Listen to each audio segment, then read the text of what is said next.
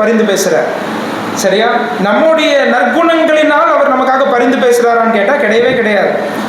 என்னை ரட்சிக்கிறதற்கும் என்னிடத்தில் எந்த தகுதியும் இல்லை. பிரியமானவர்களே, ரட்சித்த பிறகும் நான் அநேக பாவங்களிலே விழுந்து போகக்கூடியவன் தான். அநேக நேரங்களிலே என்னிடத்தில் தோல்விகளும் தோய்வுகளும் வீழ்ச்சிகளும் இருக்கிறது. இதெல்லாம் ஆண்டவருக்கு தெரியும்.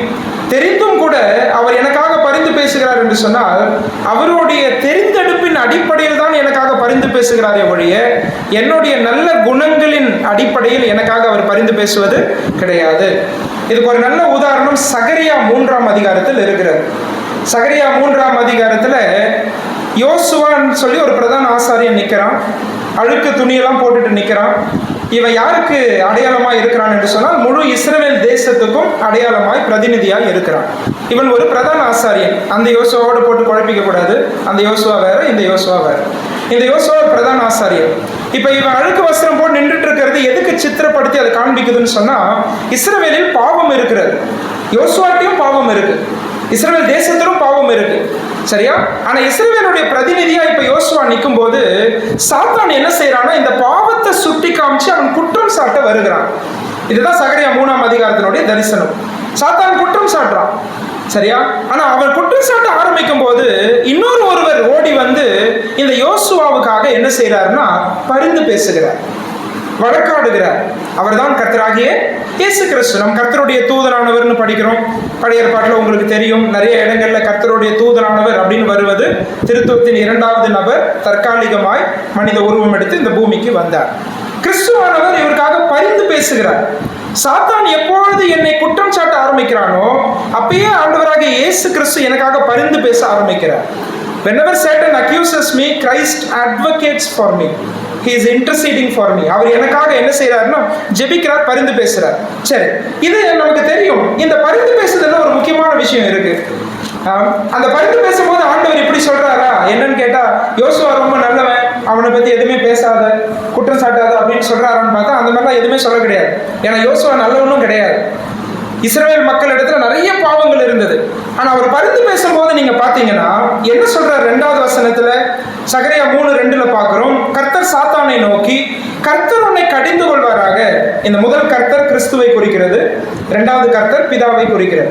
இப்ப கிறிஸ்து சாத்தானை பார்த்து சொல்றாரு, பிதா உன்னை கடிந்து கொள்ளட்டும். அதுக்கு பிறகு சொல்றாரு, எருசலேமை தெரிந்து கொண்ட கர்த்தர் உன்னை கடிந்து கொள்வாராக. என்ன சொல்றாரு பாருங்க, எருசலேமை தெரிந்து கொண்ட கர்த்தர் உன்னை என்ன செய்வாராக? கடிந்து கொள்வாராக. கிறிஸ்துவினுடைய பரிந்து பேசுதல் யோசுவாவினுடைய நற்குணங்களின் நிமித்தம் அல்ல, ஆனால் கர்த்தருடைய தெரிந்து கொள்ளுதலின் அடிப்படையில் இருந்தது. கவனிச்சீங்களா? எருசலேமை விட்டே கொடுக்க மாட்டார் ஆண்டவர். அவன் அக்னியிலிருந்து அகப்பட்ட கொல்லி அல்லவான்னு சொல்றார் அடுத்த வரியில. ஏன்னா இஸ்ரவேல் தேசமே ஆண்டவர் விட்டு தராத ஒரு தேசம் இல்லையா? அவங்களை தெரிந்து கொண்டார், அவர்களை கொண்டு தம்மை இந்த பூமியில வெளிப்படுத்தினார். யாரோ ஒருத்தர் இப்படி சொன்னார், என்னன்னா ஆண்டவர் உண்மையாவே ஜீவிக்கிறார்ன்றத ஒரே வார்த்தையில சொல்லுப்பா அப்படின்னு கேட்டார். இவர் பதில் என்ன தெரியுமா கொடுத்தார்? இஸ்ரவேல் அப்படின்னு சொன்னார். சரியா? அது உண்மைதான். இஸ்ரவேல் தேசம் இந்த பூமியில இருக்கிற வரைக்கும் யாருமே அந்த தேசத்தை என்ன பண்ண முடியாது, ஒண்ணுமே செய்ய முடியாது. ஏன்னா ஆண்டவர் என்ன செய்து கொண்டு இருக்கிறார்? ஜீவிக்கிறார். அவருடைய உடன்படிக்கைகளுக்கு அவர் உண்மை உள்ளவர், அவருடைய வாக்குத்தத்தங்களுக்கு அவர் உண்மை உள்ளவர். இஸ்ரவேல் மக்கள் நல்லவர்களா அப்படின்னு கேட்டா கிடையவே கிடையாது. நமக்கு நல்லா தெரியும். நம்ம எதிர்மறையான உதாரணங்களை அவர்களே கொண்டுதான் பேசுவோம். வேதத்துல இருந்து நெகட்டிவ் எக்ஸாம்பிள்ஸ் அவங்கள வச்சுதான் பேசுவோம். அப்படிப்பட்ட மக்கள் தான். ஆனாலும் கர்த்தர் நமக்காக பரிந்து பேசுகிறார் என்று சொன்னால், நம்மை தெரிந்து கொள்கிறார் என்று சொன்னால், பிரியமானவர்களே, அது நாம் யார் என்கிற அடிப்படையில் கிடையாது. அவர் யார் என்கிற அடிப்படையில் தான் நம்மை தெரிந்தெடுக்கிறார், நமக்காக பரிந்து பேசவும் செய்கிறார். இதுக்கு தோமா ஒரு நல்ல உதாரணம். சரியா? முதலாவது தோமாவை நம்ம இதுதான் கத்துக்கிறோம் அவருடைய வாழ்க்கையில இருந்து.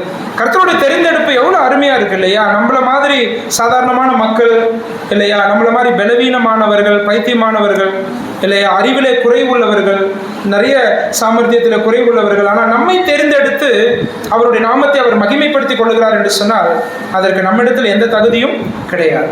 இது தோமாவுடைய வாழ்க்கையிலிருந்து நம்ம புரிந்து கொள்ளுகிற ஒரு விஷயமா இருக்கிறது இல்லையா? ஆனா தோமாவை தெரிந்தெடுக்கிற ஆண்டவர் அவனுக்காக என்ன செய்கிறார்? பிரார்த்தனை செய்கிறார். அது மட்டுமல்ல, அவனை தன்னோடு கூடவே வச்சுக்கிறார். சரியா? அவருடைய பிரார்த்தனை, அவருடைய பிரசன்னம், இது ரெண்டுமே நம்முடைய வாழ்க்கையில ரொம்ப முக்கியமானது. பாருங்க, மார்க் 3:14 வாசிக்கிறோம். ஒருவேளை உங்களுக்கு நிறைய பேருக்கு இந்த வசனம் தெரிஞ்சிருக்கும். எதுக்காக 12 அப்போஸ்தலர்களை ஆண்டவர் தேர்ந்தெடுத்தார்? யாருக்காவது இந்த வசனம் தெரியுமா? 2 காரணங்களை மார்க் எழுதுறார். முதல் காரணம் என்ன எழுதுறார்? மார்க் 3:14 பாருங்க. நீங்க யாராவது படிச்சு எனக்கு முதல் காரணத்தை சொல்லுங்க பார்க்கலாம். Mark 3:14, mark chapter 3 verse 14. முதல் காரணம் என்ன? அப்பொழுது அவர் 12 பேரை தெரிந்து கொண்டு, சரி, அவர்கள் தம்மோடு கூட இருந்தோம். அதுதான் முதல் காரணம். கவனிச்சிங்களா? எதுக்காக தேர்ந்தெடுத்தார் இந்த 12 பேரை? தம்மோடு கூட வைத்துக் கொள்ள. ரொம்ப முக்கியம் இல்லையா? அதுக்கப்புறம் தான் பிரசங்கிக்க அப்படின்னு வாசிக்கிறோம். அது 2வது காரணம். அவங்களை தேர்ந்தெடுத்து நேராக பிரசங்கிக்க அனுப்பல, ஆனா அவங்களை தேர்ந்தெடுத்து தம்முடைய உறவிலே வைத்து கொண்டார். அவர்களை தேர்ந்தெடுத்து தம்முடைய கூட்டுறவில் வைத்து கொண்டார், தம்முடைய ஐக்கியத்தில் வைத்து கொண்டார். ரொம்ப முக்கியமான பாடம். நம்மை ஆண்டவர் தெரிந்தெடுக்கும் போது நம்ம இடத்துல எந்த தகுதியும் இல்லை. ஆனால் கர்த்தர் நம்மை தெரிந்தெடுக்கிறார், நமக்காக பரிந்து பேசுகிறார். அவருடைய பிரசன்னத்தை நாம் அனுபவித்து வாழ நம்மோடு கூடவே அவர் என்ன செய்கிறார்? இருக்கிறார். அன்றைக்கு தோமா இந்த 12 அப்போஸ்தலர்களை பார்க்கும்போது இவங்க ஆண்டவரோடு கூட அவர் வைத்து கொண்டார் இல்லையா? இயேசு கிறிஸ்துவோடு கூட வைத்து கொண்டார். இந்த 3 வருஷங்கள் அவர் எங்க போய் சாப்பிட்டாரோ அங்கதான் இவங்களும் போய் சாப்பிட்டாங்க. அவர் எங்க தூங்கினாரோ அங்கதான் இவங்களும் தூங்கினார். அவர் எங்க நடந்து போனாரோ அங்கதான் இவங்க நடந்து போனார். அவர் எங்க ஊழியம் செய்தாரோ அங்கதான் இவர்கள் என்ன செய்தார்கள்? ஊழியம் செய்தார். கூடவே வைத்துக் கொண்டார் இல்லையா? அதை நம்ம இந்த இடத்துல பார்க்கிறோம். சரி, இப்படி தோமாவுடைய தெரிந்தெடுப்பை நம்ம பார்க்கும்போது நம்ம சில பாடங்களை வாழ்க்கையில கத்துக்கிட்டு ஆண்டவரை நம்ம மகிமைப்படுத்துறதுக்கு அது ஏதுவாரு. ஆண்டவரே, நீர் என்னை தெரிந்து கொண்டது என் நிமித்தம் அல்ல, ஆனால் நீர் யார் என்கிற அடிப்படையில் என்னை தெரிந்து கொண்டீர், அதற்காக உமக்கு ஸ்தோத்திரம்.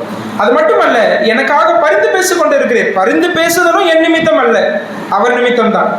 இன்றைக்கு ஆண்டவர் இயேசு கிறிஸ்துக்குள்ளாக என்னை தேவன் பார்க்கலன்னு சொன்னா நான் இருக்கவே முடியாது, பிரசங்கிக்க முடியாது, உயிரோடவே இருக்க முடியாது இல்லையா? அவ்வளவு குறைகள் என்னுடைய வாழ்க்கையில உண்டு.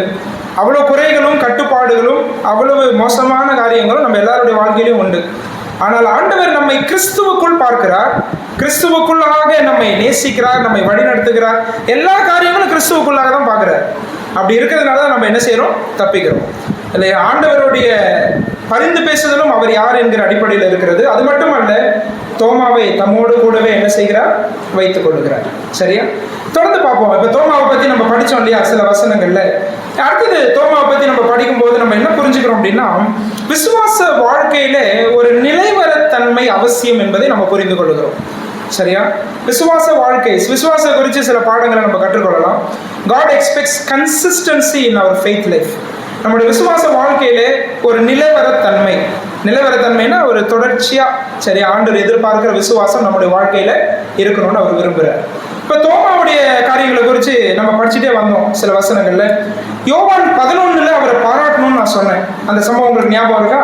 ஏன்னா இயேசு கிறிஸ்துவை அங்க கொலை பண்றதுக்கு யூதேயாவில் தேடுறாங்க. அப்படி கொலை பண்ண தேடும் போது தோமா தான் முந்தி அடிச்சு வந்து சொல்ற, நாம என்ன செய்வோம்? போவோம்னு சொல்ற. நம்ம போய் அங்க மரித்தாலும் பரவாயில்ல, நம்ம ஆண்டவரோட என்ன செய்வோம்? இருப்போம்னு சொல்ற. இது ஒரு நல்ல விசுவாசம் அப்படின்னு சொல்லலாம் இல்லையா? It was a strong faith. ஒரு மலை சிகர அனுபவம் தோமாவுடைய வாழ்க்கையில. ஆனா யோவான் 20ஆம் அதிகாரத்துக்கு நம்ம வந்து அந்த வசனங்களையும் படிச்சோம் இல்லையா? அது பார்க்கும்போது ஒரு பள்ளத்தாக்கு அனுபவம் தான் நம்ம சொல்லணும். ஏன்னா எல்லா சீசனும் வந்து சொல்றாங்க, நாங்கள் கர்த்தரை கண்டோம் அப்படின்னு 10 பேர் வந்து சொல்றாங்க. யூதாஸ் கிடையாது, மீதி 10 பேர் இருக்கிறாங்க. இந்த 10 பேர் வந்து சொல்றாங்க கர்த்தரை கண்டோம். ஆனா தோமா என்ன செய்யல? நம்பல. அவர் வந்து நின்று அவருடைய காயங்கள்ல என் கையை போட்டு நான் அவரை கண்டு அதை தொட்டு பார்த்தால் வழியை நான் என்ன செய்ய மாட்டேன்? விசுவாசிக்க மாட்டேன். அப்ப தோமாவை பார்க்கும்போது அவருடைய வாழ்க்கையில மலை சிகர அனுபவமும் உண்டு விசுவாசத்தில், அதே போல பள்ளத்தாக்கு அனுபவமும் அவருடைய வாழ்க்கையில இருந்தது. சரியா? நம்முடைய வாழ்க்கையும் இதுக்கு விதிவிலக்கு கிடையாது இல்லையா? நம்முடைய வாழ்க்கையில இதை நம்ம பார்க்க முடியுது. இந்த சீரான நிலை, நிலைவரத்தன்மை நம்முடைய வாழ்க்கையில இருக்குதான்னு பார்த்தா அநேக நேரங்கள்ல இல்லை. சில நேரங்கள்ல மலை சிகர அனுபவங்கள் இருக்கலாம் விசுவாச வாழ்க்கையில, சில நேரங்கள்ல பள்ளத்தாக்கு அனுபவங்கள் இருக்கலாம். பாருங்க, கிறிஸ்தவ வாழ்க்கை என்பது நேற்றைய வெற்றியில இன்றைக்கு வாழக்கூடிய வாழ்க்கை கிடையாது. அநேக இந்த வேதாம் நாட்கள்ல வாழ்ந்த நபர்களை குறித்து பார்க்கும்போது நம்ம நல்லா இதை புரிஞ்சுக்கிறோம். யோவான் 20ஆம் அதிகாரத்துல பாத்தீங்கன்னா பேதுரு ஓடி போய் இயேசு கிறிஸ்து உயிர்த்தெழுந்து இருக்கிறாரோ அப்படின்னு சொல்லி ஓடி போய் என்ன செய்கிறார்? பேதுரு பார்க்கிறார். இது யோவான் 20 வாசிக்கிறோம். ஆனா யோவான் 21 அடுத்த அதிகாரத்துல பார்க்கும்போது மறுபடியும் பழைய மீன் பிடிக்கிற தொழிலுக்கு அவர் என்ன செய்திடுறாரு? போயிடுறாரு. யோவான் 20 பேதுருனுடைய வாழ்க்கையில மலை சிகர விசுவாச அனுபவம். ஆனா யோவான் 21 பேதுருடைய வாழ்க்கையில பள்ளத்தாக்கின் விசுவாச அனுபவம். நீங்க எலியா எடுத்துக்கோங்க. உண்மையாவே அவரை பார்க்கும்போது ஒரு அதிகாரத்துல மலை மேலதான் நிக்கிறார். தீர்க்கதரிசிகள். அவங்களுக்கு விரோதமா சவால் விடுக்கிறார் இல்லையா? ஆண்டவரை நோக்கி விசுவாசத்தோடு ஜெபிக்கிறார். ஆண்டவர் யார் என்பதை நிரூபிக்கிறார். அவருடைய தாசன் யார் என்பதை நிரூபிக்கிறார். அங்கே எல்லாரும் வீழ்ச்சி அடைகிறார்கள். அவர்களை தேடி கண்டுபிடிச்சு கொலை செய்கிறார். இந்த பாகால் ஆராதனையே நீங்கப்படணும், இஸ்ரவேலை விட்டு நீங்கி போகணும், கர்த்தர் நாமம் மகிமைப்படணும்னு சொல்லி வைராக்கியமாய் செயல்பட்ட எலியாதான். ஆனா அடுத்த அதிகாரத்துல உண்மையாவே பள்ளத்தாக்குல பார்க்கிறோம் எலியாவை இல்லையா? அவர் பள்ளத்தாக்கிலே போய் அவர் இயேசபேலுக்காக அவர் என்ன செய்கிறார்? பயந்து ஒளிந்து கொண்டு என்னுடைய ஜீவனையே என்ன செய்யுங்க ஆண்டவர் எடுத்துக்கொள்ளும் அப்படின்னு ஜெபிக்கிறார். ஸோ இதெல்லாம் எதுக்கு உதாரணமாக காமிக்கிறேன்னா, எலியாவா இருக்கட்டும், பேதுருவா இருக்கட்டும், பால் அகஸ்டினா இருக்கட்டும், இங்கே அமர்ந்திருக்கிற யாரோ வேணா இருக்கட்டும், விசுவாச வாழ்க்கையில நிலைவரத்தன்மை பல நேரங்களில் நம்முடைய வாழ்க்கையில இல்லை. மலை சிகர அனுபவங்களும் உண்டு இல்லையா? அந்த நாட்களை நம்ம எண்ணி பார்க்கிறோம் இல்லையா? சோறாமல் ஜெபித்த நாட்களை நீ யோசித்து பார். நல்ல ஊழியம் செய்த நாட்களை யோசித்து பார். நல்ல ஐக்கியத்தை அனுபவித்த நாட்களை யோசித்து பாருங்க. கர்த்தரோடு உட்கார்ந்து நேரம் செலவழித்த நாட்களை யோசித்து பாருங்க. ஒருவேளை இதெல்லாம் என்னுடைய வாழ்க்கையில இப்ப இல்லாமல் இருக்கலாம். என்ன நிலையில நீங்க இங்க வந்து உட்கார்ந்து இருக்கிறீங்கன்னு எனக்கு தெரியாது. ஆனா ஒருவேளை அந்த பள்ளத்தாக்கு அனுபவத்தோடையும் நம்ம என்ன செய்யலாம்? இந்த இடத்துல வந்து அமர்ந்து இருக்கலாம். இது தோமாவுடைய வாழ்க்கையில நம்ம பார்க்கிறோம். So how can we bring this consistency? இதுக்கு தீர்வு என்ன? ரொம்ப சிம்பிள். இந்த தோமாவுடைய வாழ்க்கையிலேருந்தே நம்ம இதை எடுத்து பார்க்க முடியும். யோவான் 20ஆம் அதிகாரத்துல நான் நம்ப மாட்டேன் அப்படின்னு சொல்லும் போது தோமாவுக்கு 2 விஷயங்கள் இல்லை. நல்லா கவனிங்க நான் சொல்றது. ஒண்ணு என்னன்னு கேட்டா, தான் அதிகமாய் நேசித்த இயேசு கிறிஸ்து இப்பொழுது இல்லை. சரியா? தாம் அதிகமாய் நேசித்த இயேசு கிறிஸ்து இல்லை. தோமாவுடைய நாட்கள்ல மிக மோசமான ஒரு 8 நாட்கள் சொன்னா அது இந்த நாட்கள் தான். I think he went into deep depression. அவருடைய வாழ்க்கையில பயங்கரமான மனசோர்வுக்குள்ளாக அவர் சென்றிருப்பார். ஏன்னா அவர் அதிகமாக நேசித்தவர். அவர் கூட போய் மறிச்சாலும் பரவாயில்லப்பா, ஆனா அவரை விட்டு மட்டும் என்ன பிரிச்சிடாதீங்க அப்படின்னு சொன்னவர் தான் தோமா. சரியா? அவரோட கூட தான் நான் இருப்பேன். ஆனா இப்ப இயேசு கிறிஸ்து போய்விட்டார் இல்லையா? இந்த 8 நாட்கள் ஒருவேளை அவருடைய வாழ்க்கையை கொஞ்சம் சித்திரப்படுத்தி கற்பனை பண்ணி நம்ம பார்த்தோம்னா எங்க இருந்திருப்பாருன்னு தெரியாது. எல்லாரும் விட்டு தனிமைப்படுத்தி விட்டுருப்பார். இது அவருடைய வாழ்க்கையில 2வது பிரச்சனை. நல்லா கவனிங்க. ஆண்டவர் இயேசு கிறிஸ்து கூட இல்ல. அடுத்தது சீஷரோடு உள்ள ஐக்கியத்திலிருந்தும் தம்மை என்ன பண்ணி கொண்டார்? அவர் தனிமைப்படுத்தி கொண்டார். He was not with the disciples. இது 2 தான் அவருடைய சீரற்ற மாறுபட்ட நிலைக்கான காரணங்கள். நல்லா புரிஞ்சுக்கணும். சரி, கிறிஸ்துவ வாழ்க்கையில ஏன் நமக்கு கன்சிஸ்டன்சி இல்லை அப்படின்னா, கர்த்தரோடு உள்ள ஐக்கியத்துல விரிசல் இருக்கும். அடுத்தது சபையாரோடு உள்ள ஐக்கியத்திலும் நமக்கு என்ன இருக்கும்? விரிசல் இருக்கும். சபையாரோடு உள்ள ஐக்கியத்திலிருந்து நாமளே தனிமைப்படுத்தி கொண்டால் நாம் வீழ்வோம் என்பது ஆச்சரியமே கிடையாது. சரியா? ஆண்டவர் நமக்கு சபை ஐக்கியத்தை கொடுத்திருக்கிறார், நல்ல ஊழியங்கள் வாய்ப்புகள் கொடுத்திருக்கிறார் இல்லையா? வேதத்தை கற்றுக்கொள்ள இடங்களை கொடுத்திருக்கிறார், சேர்ந்து ஜெபிக்க ஆட்களை கொடுத்திருக்கிறார், சேர்ந்து ஊழியம் செய்ய, தோள் கொடுத்து ஊழியம் செய்ய, நம்ம ஒருவர் பாரத்தை ஒருவர் சுமந்து, ஒருவரோடு இணைந்து நம்ம ஒருவர் உற்சாகப்படுத்தி, தாங்கி, உதவி செய்து, ஏற்றுக்கொண்டு இல்லையா, மன்னித்து நம்ம முன்னேறி செல்லதான் கர்த்தர் நமக்கு என்ன செய்திருக்கிறார்? சபை ஐக்கியத்தை கொடுத்திருக்கிறார். இப்ப தோமாவுடைய நிலை எப்படின்னு கேட்டீங்கன்னா, யோவான் 20ஆம் அதிகாரத்துல இந்த 8 நாட்கள் கர்த்தரும் அவர் கூட இல்லை. அடுத்தது சீஷர்கள் விட்டும் தன்னை என்னப்படுத்தி கொண்டார்? தனிமைப்படுத்தி கொண்டார். So there was inconsistency. அதனால தான் அவருடைய வாழ்க்கையில அந்த நிலைவரத்தன்மை பார்க்க முடியும். உங்க வாழ்க்கையை நீங்க யோசிச்சு பாருங்க. ஆண்டவர் எதிர்பார்க்கிற விசுவாசம் நம்முடைய வாழ்க்கையில இருக்கிறதா? அந்த விசுவாசத்துல நிலைவரத்தன்மை இருக்கிறதா? பாருங்க, தனிமைப்படுத்துவது தீர்வல்ல, ஐக்கியம் தான் தீர்வு. நல்லா புரிஞ்சுக்கணும். சரியா? யாருமே இப்படி சொல்ல முடியாது. என்னன்னா, நான் ரட்சிக்கப்பட்டுட்டேன், சபை என்னும் ஐக்கியத்துக்கு வராம கூட நான் பரலோகத்துக்கு நேரம் நான் போயிடுவேன், நான் அப்படியே ஆவிக்குரிய நிலைமையில வளர்ந்துருவேன். சரியா?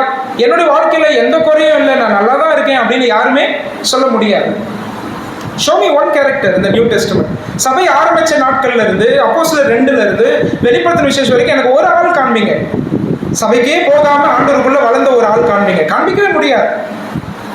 சபைதான் நமக்கு அடையாளம் இல்லையா? ஆண்டவர் நமக்கு அப்படிப்பட்ட ஐக்கியத்தை தந்திருக்கிறார். ஒருவேளை தோமாவுடைய நாட்கள் ரொம்ப கொடூரமா இருந்திருக்கும்.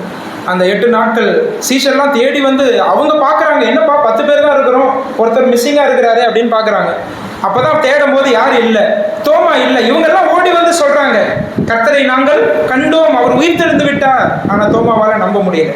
அது காரணம் என்ன தெரியுமா? ஆண்டவரோடு உள்ள ஐக்கியத்துல அவருக்கு விரிசல் ஏற்பட்டது. அதே போல சீஷரோடு உள்ள ஐக்கியத்தையும் ஐக்கியத்திலும் தனக்கு விரிசல் ஏற்பட்டது. சிந்தித்து பார்ப்போம், நம்முடைய நிலையற்ற தன்மைக்கு என்ன காரணங்கள் என்று சிந்தித்து பார்ப்போம். நம்முடைய சீரற்ற நிலைக்கு என்ன காரணம் என்பதை சிந்தித்து பார்ப்போம். நம்முடைய மாறுபட்ட நிலைக்கு என்ன காரணம் என்பதை சிந்தித்து பார்ப்போம். அல்லது விசுவாச வாழ்க்கையில கர்த்தர் எதிர்பார்க்கிற விசுவாசத்துல நீங்கள் இருக்கிறீர்களா அப்படின்றதையும் கொஞ்சம் நம்ம சிந்திச்சு பார்க்கலாம். சரியா? ஆண்டவர் நம்ம இடத்துல எதிர்பார்ப்பது அந்த மலை உச்சி அனுபவம், அந்த மலை சிகர அனுபவம். எல்லா சூழ்நிலைகளும் அவரை விசுவாசித்து முன்னேறி செல்வார் இல்லையா? இது ஒண்ணுமே இல்லை, இது என்ன ஆகும்னு தெரியல அப்படின்ற சூழ்நிலையில கூட ஆண்டவரை நம்ம என்ன செய்ய முடியும்? விசுவாசிக்க முடியும். அவரால் கூடாத காரியம் ஒன்றுமே கிடையாது இல்லையா? நீங்க தோமாவை பார்த்தீங்கன்னா பின்னாடி அவருடைய வாழ்க்கையில இது ரெண்டுமே கிடைச்சிடுது. அதையும் நம்ம சொல்லணும் இல்லையா? அவருடைய வாழ்க்கையில் இது ரெண்டுமே கிடைக்குது. ஆண்டவர் இயேசு கிறிஸ்து வந்து சொல்றார், நான் உன்னை விட்டு போனாலும் யாரை உங்களுக்கு கொடுத்திருக்கிறேன்? பரிசுத்த ஆவியானவரை உங்களுக்கு கொடுத்திருக்கிறேன். பரிசுத்த ஆவியானவர் தோமாக்குள்ள வந்து விட்டார். அதுக்கு பிறகு பார்த்தீங்கன்னா எந்த விழாவை தொட்டு தான் பார்த்தாதான் நான் நம்புவேன் அப்படின்னு சொன்னாரோ, சரியா, இதே தோமா தன்னுடைய விழாவிலே குத்தப்பட்டவராய் இயேசு கிறிஸ்துவுக்காக சந்தோஷமாய் ஜீவனை கொடுத்தார். நான் சொல்வது புரியுதா? எப்படி இந்த டிரான்ஸ்ஃபர்மேஷன் வந்துச்சு? ஒருவேளை அவருடைய விசுவாசத்தில் பலவீனமா இருந்த நாட்கள் இருந்திருக்கலாம், ஆனால் எப்படி அதிலிருந்து பலப்பட்டார்? காரணம் ஒண்ணுதாங்க, ஆண்டவரோடு உள்ள ஐக்கியம். அது மட்டுமல்ல, விசுவாசிகளோடு உள்ள ஐக்கியம். இது ரெண்டையும் நல்லா கெட்டியா பிடிச்சிக்கிட்டாரு. நிறைய மாற்றங்கள், மறுரூபங்கள் அவருடைய வாழ்க்கையில வந்தது.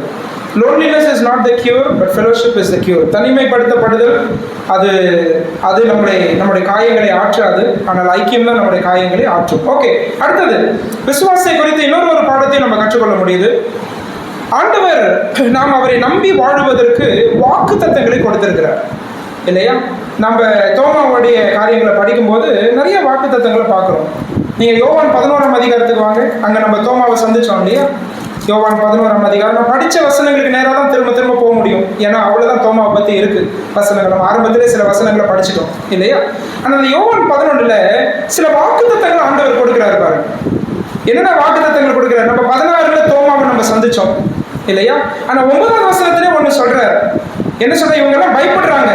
எங்க போறதுக்கு பயப்படுறாங்க? யூதேயாவுக்கு போறதுக்கு பயப்படுறாங்க. நான் மறுபடியும் யூதேயாவுக்கு போவோம் வாருங்கள் அப்படின்னு இயேசு கிறிஸ்து 7வது வசனத்தில் சொல்றாரு. அப்ப 8வது வசனத்துல இவங்க சொல்றாங்க, ரபி, இப்பொழுதுதான் யூதர் உம்மை கல்லெறிய தேடுகிறார்களே, மறுபடியும் நீர் அவ்விடத்திற்கு போகலாமா அப்படின்னு கேட்கிறாங்க. அதுக்கு இயேசு பதிலுக்கு சொல்றாரு, பகலுக்கு 12 மணி நேரம் இல்லையா? ஒருவன் பகலில் நடந்தால் அவன் இந்த உலகத்தின் வெளிச்சத்தை காண்கிறபடியினால் இடர மாட்டான். சரியா? இது நமக்கு தெரிஞ்ச உண்மை. பகல்ல ஒரு விஷயத்தை செய்ய சொன்னா நம்ம ஈஸியா செஞ்சிருவோம். ராத்திரில செய்ய சொன்னா செய்ய முடியாது, ஏன்னா அங்க என்ன இல்லை? வெளிச்சம் இல்லை. ஆனா இந்த இடத்துல பகல் என்பதற்கு வேறு ஒரு அர்த்தமும் உண்டு. இந்த இடத்துல பகல் என்பதற்கு தேவ சித்தம் என்னும் பொருள் உண்டு. சரியா? இப்ப இயேசுநாதர் என்ன சொல்லி தராருன்னா, ஒரு விசுவாசி தேவ சித்தத்துல தன்னுடைய வாழ்க்கையை அமைத்துக் கொள்ளும் போது அவர் எதையும் குறித்து கவலைப்பட வேண்டிய அவசியம் இல்லை. அவரை கொண்டு ஆண்டவர் என்னெல்லாம் செய்ய நினைக்கிறாரோ அதெல்லாம் செய்து முடித்த பிறகுதான் அவரோட ஜீவன் போகும். ஆண்டவர் இந்த இடத்துல ரொம்ப அழகா சொல்லி தர்றாரு. பகலுக்கு 12 மணி நேரம் இருக்குப்பா, என்னோட ஜீவன் எப்போ போகணுன்றது ஆண்டவருக்கு தான் தெரியும் இல்லையா? ஆனா அதுக்குள்ள என்னுடைய வேலையை நான் செய்தாகணும் அப்படின்னு சொல்றார். அதே போல பாருங்க, இதை தொடர்ந்து இந்த வாக்குத்தத்தத்தையும் அவர் கொடுக்கிறாரு. அதே போல 11வது வசனத்தை பாருங்க. 11வது வசனத்துல சொல்றாரு, லாசரு நித்திரை அடைந்திருக்கிறான் அப்படின்னு சொல்றாரு. நம்முடைய சிநேகிதனாகிய லாசரு நித்திரை அடைந்திருக்கிறான். அப்புறம் என்ன சொல்றாரு? நான் அவனை எழுப்ப போகிறேன். Is this not a promise? இது ஒரு வாக்குத்தத்தம் இல்லையா? ரொம்ப அழகா சொல்றாரு. என்னுடைய ஃப்ரெண்ட் லாசரஸ் இறந்திருக்கிறார், அவரை நான் என்ன செய்ய போறேன்? உயிரோடு கூட எழுப்ப போறேன். பாருங்க, இதெல்லாம் தோமா கேட்கிறார். இதெல்லாம் தோமா கேட்டும் என்ன பண்ண முடியல பிறகு அப்படின்னு பார்க்கும்போது விசுவாசிக்க முடியல இல்லையா? ஆனா ஆண்டவர் வாக்குத்தத்தங்களை கொடுக்கிறார். நீங்க இங்க மட்டும் இல்ல, யோவான் 14ஆம் அதிகாரத்துக்கு நீங்க வந்தீங்கன்னா அங்க நம்ம வாசிக்கிற அந்த வசனங்கள் ஏற்கனவே நான் சொன்னேன் இல்லையா? அந்த வசனங்கள் முதல் 3 வசனங்களை நம்ம இப்படி வாசிக்கிறோம். யோவான் 14 முதல் 3 வசனங்கள் பாருங்க. உங்கள் இருதயம் கலங்காது இருப்பதாக தேவனிடத்தில் விசுவாசமாயிருங்கள், என்னிடத்திலும் விசுவாசமாயிருங்கள். ஏன் விசுவாசிக்கணும் அப்படின்னு சொல்றாருன்னா, நான் போறேன், ஆனா உங்களுக்காக தான் நான் போறேன். உங்களுக்காக ஒரு வாசஸ்தலத்தை நான் ஆயத்தம் பண்ண போறேன். 2வது வசனத்துல சொல்றார், என் பிதாவின் வீட்டில் அநேக வாசஸ்தலங்கள் உண்டு, அப்படி இல்லாதிருந்தால் நான் உங்களுக்கு சொல்லி இருப்பேன். ஒரு ஸ்தலத்தை உங்களுக்காக ஆயத்தம் பண்ண போகிறேன். நான் போய் உங்களுக்காக ஸ்தலத்தை ஆயத்தம் பண்ணின பின்பு நான் இருக்கிற இடத்துல நீங்களும் இருக்கும்படி நான் மறுபடியும் வந்து உங்களை என்னிடத்தில் சேர்த்துக் கொள்வேன். Is this not a promise? இது ஒரு வாக்குத்தத்தம் கிடையாதா?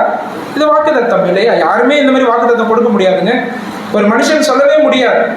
ஒருவேளை அரசியல்வாதிகள் எடுத்துட்டா இந்த பூமியில நம்ம வாழ்ற வரைக்கும் இதை செய்யறேன் அதை செய்யறேன்னு சொல்லுவாங்க. ஆனா ஒருவேளை இந்த உலகத்திலே தெய்வங்கள் மனிதர்கள் என்று சொல்லக்கூடியவர்கள் கூட நான் உங்களுடைய வாழ்க்கைக்கு பின்பாக இதெல்லாம் நடக்கும் அப்படின்னு அவங்களால சொல்ல முடியாது. ஏன்னா ஜீவன் மேலேயும் மரணத்தின் மேலேயும் அதிகாரம் உள்ளவர் கர்த்தராகிய இயேசு கிறிஸ்து ஒருவர் தான். அவர் சொல்றாரு, நான் மரிக்க போறது உண்மை, ஆனா 3ஆம் நாள் என்ன செய்ய போறேன்? உயிரோட கூட எடுப்போம். அப்ப பாருங்க, இந்த வாக்குத்தத்தங்கள் எல்லாம் கொடுத்து இந்த சீஷனோட விசுவாசத்தை பலப்படுத்த வேண்டும் என்று கர்த்தர் நினைக்கிறார். இது நம்ம வாழ்க்கையில ரொம்ப உண்மை. சரியா?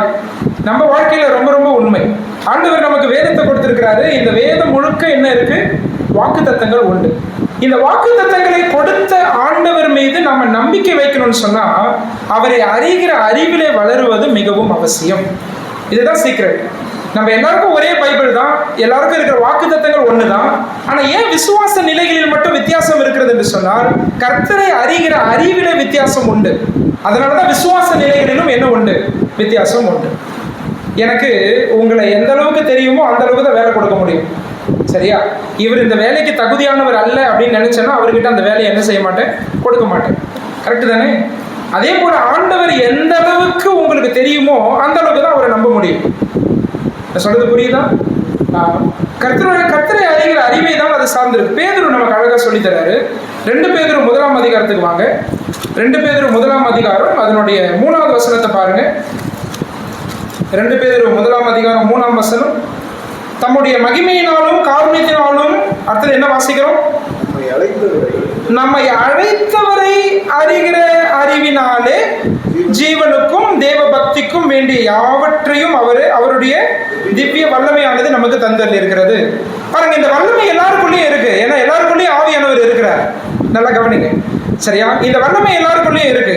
ஆனா அந்த வல்லமையை யார் பயன்படுத்த முடியும் என்றால் அதையும் அந்த வசனத்தை சொல்லிட்டார். நம்மை அழைத்தவரை அறிகிற அறிவினால். அதுதான் சீக்கிரம் இல்லையா?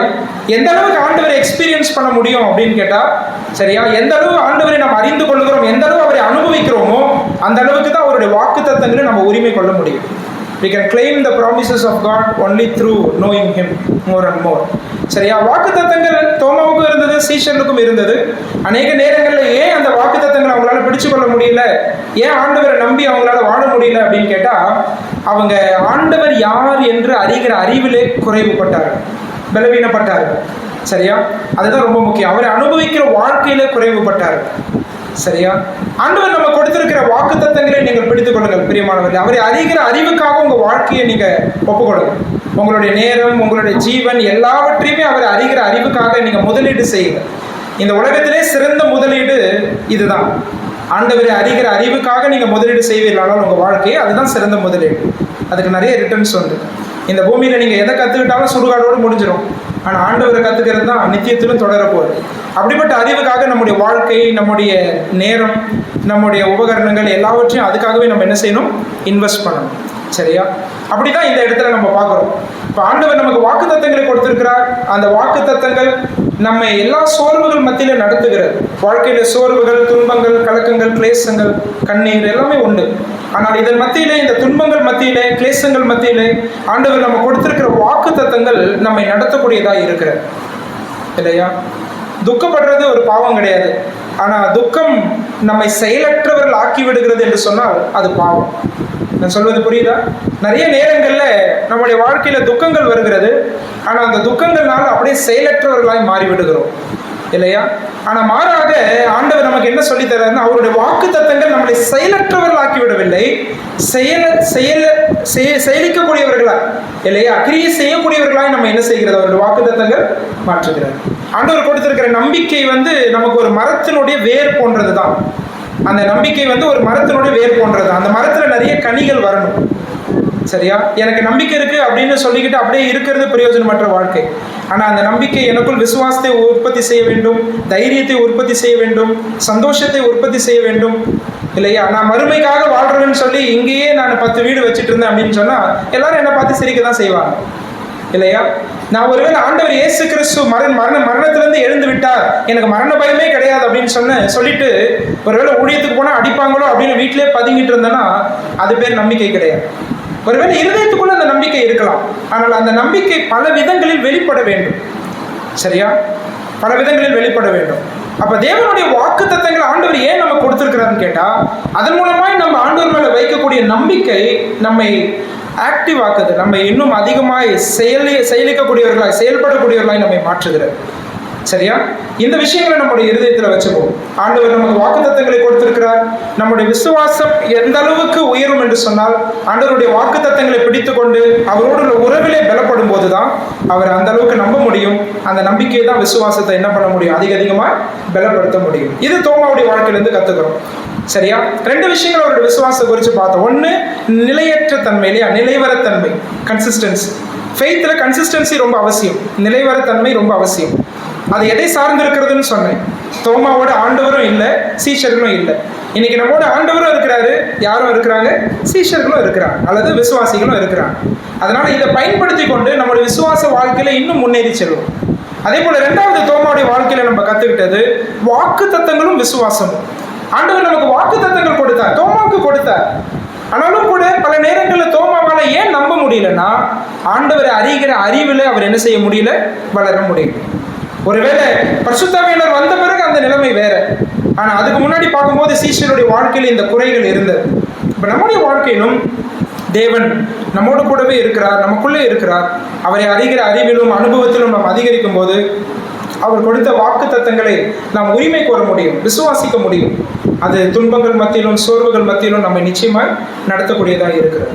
அடுத்தது மூணாவது, விசுவாசத்தினுடைய இன்னொரு பாடத்தை நம்ம கற்றுக்கலாம். விசுவாசமும் அடையாளமும் அப்படின்ற தலைப்புல கூட சில விஷயங்களை நம்ம தோமாவுடைய வாழ்க்கையிலேருந்து பார்க்க முடியும். அடையாளம்னு சொன்ன உடனே நமக்கு ஞாபகம் வருது, யோவான் 20ஆம் அதிகாரத்தில் அவர் சொல்றாரு இல்லையா? என்ன சொல்றாரு? நான் தொட்டு பார்த்தால் வழியே என்ன செய்ய மாட்டேன், நான் நம்ப மாட்டேன் அப்படின்னு சொல்றாரு. அந்த காயத்தில் இல்லையா அவர் சொல்றாரு, 20-25 நம்ம ஏற்கனவே படித்தோம். அவருடைய கைகளில் ஆணிகளினால் உண்டான காயத்தை நான் கண்டு, அந்த காயத்தில் என் விரலை விட்டு என் கையை அவருடைய விழாவிலே போட்டால் ஒழிய விசுவாசிக்க மாட்டேன் அப்படின்னு சொல்றாரு இல்லையா? நல்லா கவனிங்க, ஆண்டவர் ரொம்ப அன்புள்ள ஆண்டவர். தோமா இப்படி சொல்றதுனால தோமாவை உதாசீனப்படுத்திடவில்லை ஆண்டவர். சரியா? தோமா விசுவாசத்துல பலவீனம் உள்ளவராக தான் இருக்கிறார், அடையாளங்களை தேடுறார். ஆனாலும் ஆண்டவர் என்ன செய்யறாருன்னா, நம்முடைய விசுவாச பலவீனத்துக்கும் நம்முடைய விசுவாச நிலைக்கு அவர் இறங்கி வர, அது உண்மைதான். ஆனால் அதே சமயம் அடையாளத்தை தோமா கேட்டாரு, அதை அவர் பாராட்டவில்லை. அதை நம்ம நல்லா புரிஞ்சுக்கணும். சரியா? Jesus did not commend Thomas for asking a sign. சரியா? ஒரு அடையாளத்தை தோமா கேட்டாரு, அதை ஆண்டவர் என்ன செய்யல, மெச்சிக்கொள்ளவில்லை, பாராட்டவில்லை. ஆனால் தோமாவை தேடி வந்தாரா அப்படின்னு கேட்டா தேடி வந்தார். சரியா? அவருக்கு தம்மை வெளிப்படுத்தினாரா அப்படின்னு கேட்டா வெளிப்படுத்தினார். இன்னைக்கும் நம்ம எல்லாருக்கும் ஒரே விசுவாசம் கிடையாது. விசுவாசத்துல குழந்தையா இருக்கிற எனக்கும் அவர் இறங்கி வர இல்லையா? பலவீனமா இருக்கிற என்னையும் அவர் உதாசீனப்படுத்தவில்லை. அவர் நிறைந்த நாளை முறிக்காதவர், மங்கி எரிகிற திரியை அணைக்காதவர். He is God of second opportunities. அவர் இரண்டாம் வாய்ப்புகளின் தேவன் இல்லையா? ஆண்டவருடைய வார்த்தை யோனாவுக்கு 2வது முறை வந்தது அப்படின்றதான் பைபிள்ல எனக்கு பிடிச்ச வசனம். என்னுடைய வாழ்க்கையில 2வது முறை மட்டும் ஆண்டவர் நோக்கி பார்க்கலன்னா என்னைக்கோ செத்து போயிருக்கு. ஆண்டவர் அப்படிதான் நம்முடைய வாழ்க்கையில வாய்ப்புகள் கொடுக்கிறார். அவர் நம்மை உதாசீனப்படுத்தவில்லை. ஆனால் அதே சமயம் நம்ம கற்றுக்கொள்ள வேண்டிய பாடம், அவர் தோமா அடையாளத்தை கேட்ட போது அவர் அதை மெச்சிக்கொள்ளவில்லை, அவர் பாராட்டவில்லை. அதனால்தான் சொல்றாரு, தோமா நீ இப்படிதானே கேட்ட, நான் வந்து நிற்கிறேன். சரியா? ஆனா ஒண்ணு சொல்றேன், நீ கண்டு விசுவாசிக்கிறதை பார்க்கிலும் காணாமல் விசுவாசிக்கிறவன் பாக்கியவான் அப்படின்னு சொல்றேன். சொல்றது உங்களுக்கு புரியுதா? இன்னைக்கு நம்முடைய வாழ்க்கையை கொஞ்சம் யோசிச்சு பாருங்க. விசுவாசமும் அடையாளமும் இந்த நிலைமையில யோசிச்சு பாருங்க. ஆண்டவரிடத்துல நம்ம பல நேரங்கள்ல நீங்க இப்படிலாம் உங்க நிரூபிச்சா நான் நம்புறேன் அப்படின்னு சொல்றோம். இந்த அடையாளங்களை எனக்கு கொடுத்தா நான் நம்புறோம் அப்படின்னு சொல்றோம். சரியா? ஆண்டவருக்கு இது சந்தோஷம் கிடையாது. நல்லா புரிஞ்சுக்கோங்க. சில நேரத்தில் நமக்கு அடையாளம் கொடுக்குறாருன்னு கேட்டா கொடுக்குறார், நம்முடைய விசுவாச நிலைக்கு இறங்கி வரார். ஏன்னா என்னுடைய பிள்ளை சோர்ந்து போயிடக்கூடாது அப்படின்னு நினைக்கிறார். ஆனா அதே சமயம் அடையாளம் கேட்பதோ அல்லது இப்படிதான் ஆண்டவர் செஞ்சாதான் நான் நம்புவேன், இப்படிலாம் ஆண்டவர் எனக்கு ஆதாரங்கள் கொடுத்தாதான் அவரை நான் ஏற்றுக்கொள்ளுவேன் அப்படின்னு நம்ம சொல்றது ஆண்டவரை விசனப்படுத்தும் விஷயம். அவருக்கு வந்து அது சந்தோஷம் கிடையாது. சரியா? மோசே கிட்ட சொல்லும் போது ஒன்று சொல்றாரு, நம்மளுக்கு ரொம்ப நம்மளை யோசிக்க வைக்கிற ஒரு வசனம். யாத்திராகமம் 3ஆம் அதிகாரத்துக்கு நீங்க வந்தீங்கன்னா, மோசேவை கர்த்தர் ஊழியத்துக்கு அழைக்கிறார். அப்படி அழைக்கும் போது அவர் எப்படி சொல்றார்? யாத்திராகமம் 3ஆம் அதிகாரத்துக்கு வாங்க. யாத்திராகமம் 3ஆம் அதிகாரத்துல 12வது வசனத்துல சொல்றார். 12வது வசனத்துல என்ன சொல்றாருன்னா பாருங்க, யாத்திராகமம் 3:12 பாருங்க. அதுக்கு நான் உன்னோட இருப்பேன். நீ ஜனத்தை எகிப்திலிருந்து அழைத்து வந்த. இது கொஞ்சம் நல்லா யோசிங்க. நீ ஜனத்தை எகிப்திலிருந்து அழைத்து வந்த பின், அதை கவனிச்சீங்களா? அழைத்து வந்த பின் நீங்கள் இந்த மலையில் தேவனுக்கு ஆராதனை செய்வீர்கள். இந்த மலையில நீங்க தேவனுக்கு ஆராதனை செய்வீர்கள். நான் உன்னை அனுப்பினேன் என்பதற்கு இதுவே அடையாளம். நல்லா கவனிங்க, மோசேக்கு ஒரு அடையாளம் கொடுக்கிறார். ஆனா எப்ப இந்த அடையாளத்தை மோசே அனுபவிக்க முடியும்னு கேட்டா, அவர் விசுவாசத்தோடு கீழ்ப்படித்த பிறகுதான் இந்த அடையாளம் என்ன செய்ய முடியும், மோசே கண்டுகொள்ள முடியும். நான் சொல்றது விளங்குதா? நாம சில நேரங்கள்ல விசுவாசிக்கிறதற்கு அடையாளத்தை தேடுகிறோம். ஆனா ஆண்டவர் இங்க என்ன சொல்றாரு, நீ விசுவாசிக்கிறதுக்கு முன்படி எடுத்து வை, அதுக்கு பிறகு நான் யாருன்றதை நீ என்ன பண்ணுவேன், புரிஞ்சு பண்ற. ரொம்ப ஆச்சரியமா இருக்குல்ல இந்த விஷயம். ஆண்டவருடைய விருப்பம் இதுதான். மோசே கேட்கிற, நான் எம்மாத்திரம் ஆண்டவரே, நான் இப்படியெல்லாம் இருக்கிறேனே, திக்குவாயம் மந்தனா உள்ளவன், நான் என்ன செய்ய முடியும்? எவ்வளோ சாக்கு போக்குகள்லாம் சொல்லி பார்க்குறாரு. நான் தனியாக போக முடியாது, ஜனங்க கேட்டால் நான் என்னன்னு சொல்லுவேன், இதெல்லாம் அவர் சொல்லி பார்க்குறாரு. இதெல்லாம் கேட்குறாருன்னு சொல்லி ஆண்டவர் அவருக்கு அடையாளத்தை கொடுக்கல. நல்லா கவனிங்க, சரியா? பாருங்க, இந்த பார்வோனுக்கு ஆண்டவர் யாரும் நிரூபிக்க எவ்வளோ அடையாளங்களை காமிக்கிறார், சரியா? ஆனால் மோசே நான் திக்குவாயம் அப்படின்னு கேட்குறப்ப எந்த அடையாளத்தையும் கொடுக்கல. அவர் என்ன சொல்றாரு அப்படின்னு கேட்டீங்கன்னா, நீ இதை செஞ்சுட்டு வாப்பா விசுவாசத்தோட, அப்ப நீ ஒண்ணு பாப்ப, இப்ப நான் நின்று பேசிட்டு இருக்கேனே, இதே மலையில எனக்கு நீங்க என்ன செய்வீங்க, ஆராதனை செய்வீங்க. சரியா? பிரியமானவர்களே, ஆண்டவர் விரும்புவது விசுவாசத்திற்காக அடையாளங்களை நாடுகிற விசுவாசி அல்ல. ஆனால் ஆண்டவரை விசுவாசித்த பின் அவர் யார் என்று அனுபவிக்கிறாரே, அந்த விசுவாசத்தினால் கர்த்தரை அனுபவிக்கிறோமே, அப்படிப்பட்ட கிறிஸ்துவ வாழ்க்கையை தான் கர்த்தர் விரும்புகிறார். அதுக்கு மறுபடியும் நம்மளை மோட்டிவேட் பண்ணுறது என்ன தெரியுமா? ஒருவேளை தோமாவாவது அடையாளம் கேட்கும்போது அவருக்குள்ளேயும் பரிசுத்த ஆவியானவர் இல்லை. அப்போஸ்தலர் 2ஆம் அதிகாரத்தில் தான் வரப்போறார் பரிசுத்த ஆவியானவர். அதே போல முடிவடைந்த வேத வெளிப்பாடும் அவர் கையில் இல்லை. தோமாட்ட என்ன இருந்திருக்கும்? பைபிள். தோமாட்ட என்ன இருந்திருக்கும்? பழைய ஏற்பாடு தான் இருந்திருக்கும் இல்லையா? தோமா யோவான் 20ஆம் அதிகாரத்தில் பேசும்போது என்ன இருந்திருக்கும்? தோமா கையில் பழைய ஏற்பாடு இருந்திருக்கும். புதிய ஏற்பாடு இன்னும் எழுதப்படவே ஆரம்பிக்கல இல்லையா? ஆனால் நமக்கு அப்படி இல்லை. நல்லா கவனிங்க, முடிவடைந்த வேத வெளிப்பாடும் நம்ம கையில் இருக்கு. அதே போல நமக்குள்ள வாசம் பண்ணுகிற ஆவியானவரும் நமக்குள்ள இருக்கிறார். அப்படி இருக்கும்போது இதெல்லாம் வச்சுட்டு நம்ம ஆண்டவர்கிட்ட அடையாளம் கேட்பது கர்த்தர் விரும்புகிற ஒரு செயல் அல்ல. ஆனால் ஆண்டவர் இதை செய்து முடிப்பார் என்று அவர் முடிக்கிறதுக்கு முன்னமே அவரை நம்புகிறோமே, அப்படிப்பட்ட நம்பிக்கையும் விசுவாசம் தான் கர்த்தர் உங்களிடத்தில் எதிர்பார்க்கிறார். ஒருவேளை நீ அடையாளத்தை கேட்டுக்கொண்டு இருக்கிறாயா? ஆண்டவர் எனக்கு இப்படி அடையாளம் காமிச்சா நான் போவேன், அப்படி அடையாளம் காமிச்சா நான் வருவேன் அப்படின்னு சொல்லிட்டு இருக்கிறீங்களா? ஒருவேளை ஆண்டவர் சில நேரத்தில் நம்முடைய விசுவாசத்துக்கு இறங்கி வந்து அவர் அதை செய்யலாம். ஆனால் அது அவருக்கு விருப்பமானது கிடையாது. அதுக்கு மாறாக இந்த வேதம் நம்முடைய கருத்தில் இருக்கிறது. இதை கெட்டியா பிடிச்சுக்கோ. ஆண்டவர் இந்த முடிவடைந்த வேத வெளிப்பாடு நம்முடைய கருத்தில் கொடுத்திருக்கிறார் இல்லையா? அப்படி இருக்கும்போது நம்ம அதிகமாய் ஆண்டவரை இதிலிருந்து தான் நம்ம அறிந்து கொள்ளுகிறோம், நம்ம விசுவாசிக்கிறோம். இந்த வேதத்தை படிக்க படிக்க கர்த்தர் யார் என்பதை அறிந்து கொள்ளுகிறோம். அவர் யார் என்று அந்த முடிவடைந்த வேத வெளிப்பாட்டை நம்ம கையில் ஆண்டவர் கொடுத்துட்டார். அப்படி இருக்கும்போது அவரை நாம் விசுவாசித்து முன்னேறி செல்ல அது நமக்கு ஏதுவாக இருக்கு. அதே போல வசனத்தை கொண்டு ஆண்டவர் நம்மை வழி நடத்த நமக்குள்ள யார் இருக்கிறார்? பரிசுத்த ஆவியானவர் இருக்கு. அப்படியே நம்ம தைரியமா ப்ரொசீட் பண்ணக்கூடாது. விசுவாசத்தோடு தைரியத்தை கூட்டி வழங்குங்கள் அப்படின்னு பேதுரு சொல்றார் இல்லையா? அது தோமா செய்தார். இந்த யோவான் 11ஆம் அதிகாரத்தில் நம்ம பார்த்தோம்னா நம்ம போகலாம் அப்படின்னு சொல்றதே ரொம்ப ஆச்சரியமா இருக்கு. வேற எந்த சீஷனும் முன் வந்து அதை சொல்லலை. ஒருவேளை அங்கே தைரியமா சொன்னார். யோவான் 20 அந்த தைரியத்தை இழந்து போனார், அது உண்மைதான். ஆனா மீண்டும் பரிசுத்த ஆவியானவர் வரும்போது அவர் புதுப்பிக்கப்பட்டார். அந்த தைரியத்தோடு தான் அவர் என்ன செய்தார்? இந்திய தேசம் வரைக்கும் அவர் கிளம்பி வந்தார் இல்லையா? விசுவாசமும் தைரியமும் அவரிடத்துல அதிகமா இருந்தது. இந்த இடத்துல நான் இப்படி சொல்றேனே, அன்னைக்கு ஆண்டவரே உண்மை நம்புறதுக்கு எனக்கு அடையாளம் வேணும்னு கேட்ட தோமா இதே இந்திய தேசத்துல இவர் தான் ஆண்டவர்னு சொல்லும் போது அநேக அடையாளங்கள் அற்புதங்கள் அவர் மூலமாய் நடப்பிக்கப்பட்டது. நான் சொல்றது நீங்க விலகிக் கொள்ள முடியுதா? அன்னைக்கு ஆண்டவரே நீங்க தான் அப்படின்னு நான் நம்புறதுக்கே எனக்கு அடையாளம் வேணும்னு கேட்டார்.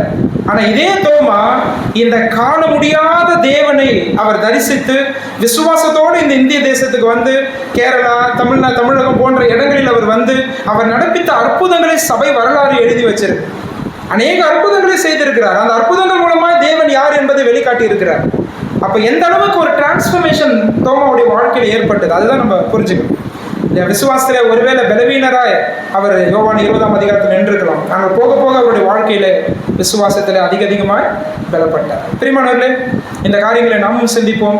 தோமாவுடைய வாழ்க்கையில இருந்த சில பாடங்களை நம்ம கற்றுக்கொண்டோம். ஒருவேளை நம்ம இங்க குடும்பங்களாக வந்திருக்கும் போது நம்முடைய விசுவாச நிலை எப்படி இருக்கிறது, நம்ம விசுவாசத்தில் எப்படி அதிகமாக வளர்கிறோம், பாதகமான சூழ்நிலைகள் வரும்போது அவரை நம்ப முடிகிறதா, இதுல ஒண்ணுமே நம்பிக்கை இல்லை, இது என்ன ஆகும்னு தெரியல, அப்படிப்பட்ட சூழ்நிலை உங்க வாழ்க்கையில வரும்போது அவரை நம்ப முடிகிறதா, அந்த விசுவாசத்துல நிலைவரத்தன்மை இருக்கிறதா, நீங்க கையில வச்சிருக்கிற வேத வெளிப்பாட்டை எப்படி நம்புறீங்க, ஆண்டவர் கொடுத்த வாக்குத்தத்தத்தை எப்படி கெட்டியா பிடிச்சுக்கிறீங்க, அது ரொம்ப முக்கியம். என்னுடைய வாழ்க்கையில, என்னுடைய மனைவியினுடைய வாழ்க்கையில நிறைய வாக்குத்தத்தங்களை கர்த்தர் கொடுத்திருக்கிறார். எங்களுடைய வாழ்க்கையில சிலது நிறைவேறி இருக்கு, சிலது இன்னும் நிறைவேறாம இருக்கு. ஆனால் அந்த வாக்குத்தத்தங்களை சார்ந்து வாழும்போது ஆண்டவரை அனுபவிக்கிற அனுபவங்கள் இனிமையாக இருக்கிற எல்லா பாடுகளும் உண்டு. ஆனால் அந்த பாடுகள் மத்தியில் கர்த்தரை அனுபவிக்கிற அனுபவத்துக்கு ஈடு இணையே கிடையாது. ஆண்டவர் கொடுக்கிற அந்த வாக்குத்தத்தங்களை நம்ம எருக பற்றி பிடித்து கொண்டு கர்த்தரை விசுவாசித்து நம்ம முன்னேறி செல்ல வேண்டும் என்று ஆண்டவர் விரும்பக்கூடியவராக இருக்கிறார். அது மட்டுமல்ல, அடையாளங்களை குறித்தும் நம்ம சிந்தித்தோம் இல்லையா? ஆண்டவரை விசுவாசிக்கிறதற்காக அடையாளம் கேட்பதை காட்டிலும் ஆண்டவர் இதை செய்வார் என்று அவரை விசுவாசித்து அவருடைய வார்த்தையின் அடிப்படையில் அவரை எடுத்துக்கொண்டு அப்படியே நம்ம செயல்பட ஆரம்பிப்போமானால் அவர் செய்யக்கூடிய செயல்கள் நம்முடைய வாழ்க்கையில ரொம்ப அருமையாக இருக்கும். அவரை சார்ந்து ஜீவிக்கிற வாழ்க்கை மிகவும் அருமையான வாழ்க்கை. இதெல்லாம் இன்னைக்கு காலையில் நம்ம கற்றுக்கிட்டோம். ஆண்டவர் நம்ம பலப்படுத்தட்டும். தோமாவுடைய தெரிந்தெடுப்புலேருந்து நம்ம ஆரம்பித்தோம் இல்லையா? கர்த்தர் நம்மை தெரிந்தெடுத்திருக்கிறார், அதுக்காக ஆண்டவருக்கு நன்றி சொல்லும். தோமா யார் என்கிற அடிப்படையில் ஆண்டவர் அவரை தெரிந்து கொள்ளவில்லை. ஆண்டவர் யார் என்கிற அடிப்படையில் தான் தோமாவை தெரிந்து கொண்டார். அதே போல தான் நம்முடைய தெரிந்தெடுப்போம்.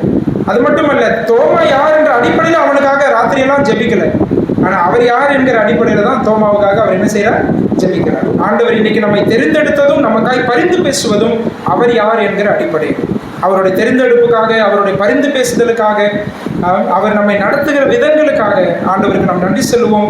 ஒருவேளை இந்த 3 ஏரியாஸில் விசுவாசத்தில் நம்மளுடைய வாழ்க்கையில் சில குறைகள் இருக்குமானால் அதற்காக நம்மை ஆண்டவரிடத்துல அர்ப்பணிப்போம். நீங்கள் எந்த நிலையில் இங்கே வந்திருக்கிறீங்க எனக்கு தெரியாது. ஒருவேளை மலை சிகர விசுவாச அனுபவத்தோடு வந்து உட்கார்ந்துருக்கிறீங்களா, அல்லது பள்ளத்தாக்கு அனுபவத்தில் வந்து உட்கார்ந்துருக்கிறீங்களா? சிந்திச்சு பாருங்க. ஒருவேளை அடையாளங்கள் கேட்டு வேதத்தை நம்ப முடியாதவர்களாக இந்த இடத்துல அமர்ந்திருக்கிறீர்களா? உங்களை நீங்களே சிந்தித்து பாருங்க.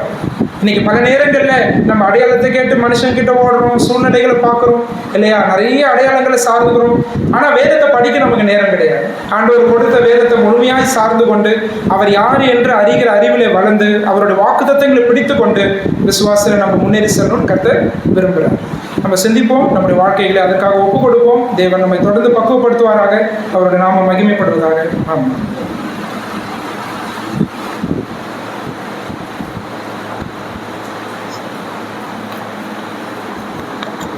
கர்த்தருடைய பரிசுத்த நாமம் மகிமைப்படுவதாக.